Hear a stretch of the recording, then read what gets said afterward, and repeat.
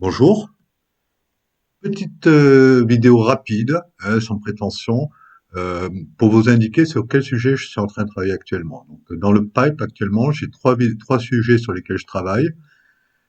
La vidéo numéro 2 sur les ampli-op, les transformés de Laplace, et là j'ai attaqué sur les transistors bipolaires.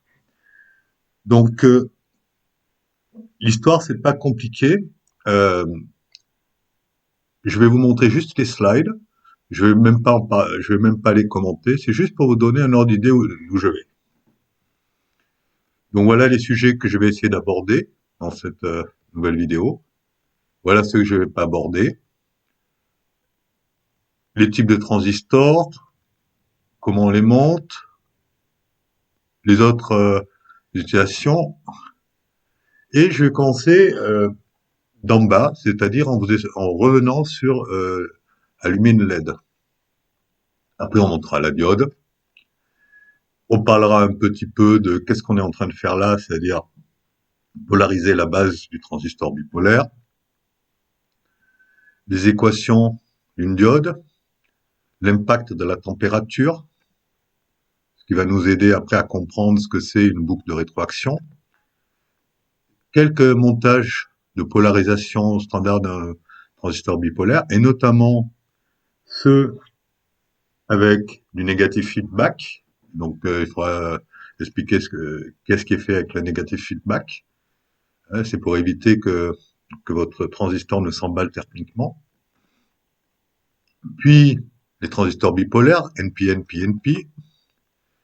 À quoi ça ressemble un transistor? Donc vous avez les transistors signal et les transistors puissance. La différence entre les deux. Comment je les teste? Avec un testeur ou avec un multimètre. Un transistor, c'est un robinet, donc il y a trois régions, patati patata.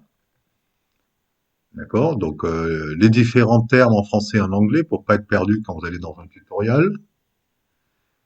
Comment ça se visualise qu'un transistor c'est un robinet? Donc j'expliquerai ça, le fonctionnement linéaire saturé. D'accord?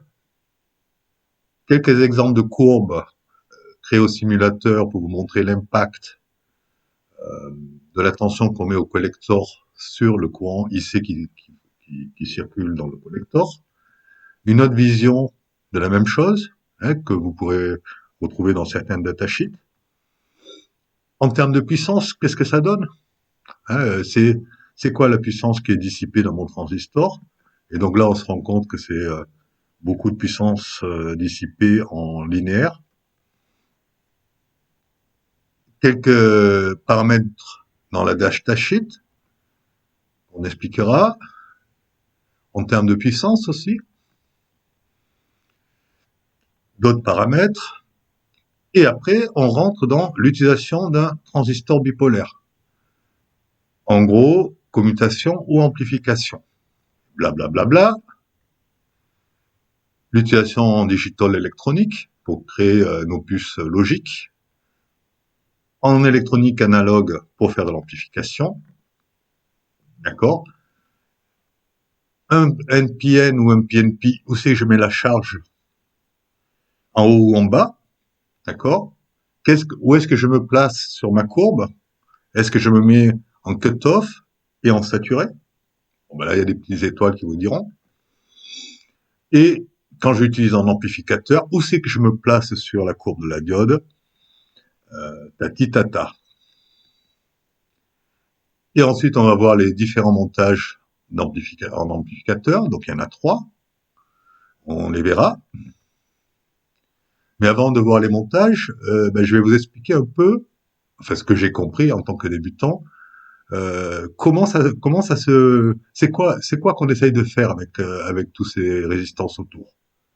Donc là, ça sera expliqué là. Comment quand comment on connecte quand on a une alim positive, quand on a aussi une alim négative, voilà le montage qu'on peut faire, où il y a moins de composants. Ok, on n'a pas besoin de rajouter un offset à notre signal. Qu'est-ce que j'aurais après? J'explique un peu quand on va dimensionner RC et RE, quel est le but? C'est-à-dire de se positionner au bon endroit pour pouvoir amplifier notre message. Donc, voilà, c'est assez. Ben, moi, ça m'a pris du temps à le comprendre. Et après, un petit dimensionnement à l'arrache, en expliquant un petit peu ce que j'ai compris de ce qu'il faudrait faire. Donc là, ensuite, on va parler des 3 montages. Donc là, il y a 3 grandeurs qu'on va calculer pour chacun. Bon, là, c'est des slides sans cours, hein, donc pour chacun comment ça s'appelle, des trucs. Quoi d'autre? Blabla, reblablabla. Donc là, je vais essayer, dans cette partie-là, de parler des capacités parasites d'un transistor. Donc ça, c'est un truc qui est important, surtout si votre signal est à haute fréquence. Euh, les calculs, et là, des exemples de calculs. Donc on va faire des exemples de calculs, mais à la rapide. Vous voyez, c'est pas des vrais calculs, c'est pour pouvoir faire un truc tranquillou qui marche plus ou moins. Ok, donc là, par exemple, calcul d'un command émetteur, patati patata, ouf, voilà. Et après, ben, une fois que j'ai fait mes calculs, vous voyez, pas grand-chose hein, comme calcul, je le mets dans le simulateur et je vérifie que j'ai quelque chose qui s'approche à peu près de ce que je voulais faire. Donc, le command collector, voilà, boum. Et après, bien sûr, toujours un petit tour sur un site de revendeur Jean Digiki. Voilà. Ben, je vous remercie. Ben, écoutez, je vais travailler tranquillos.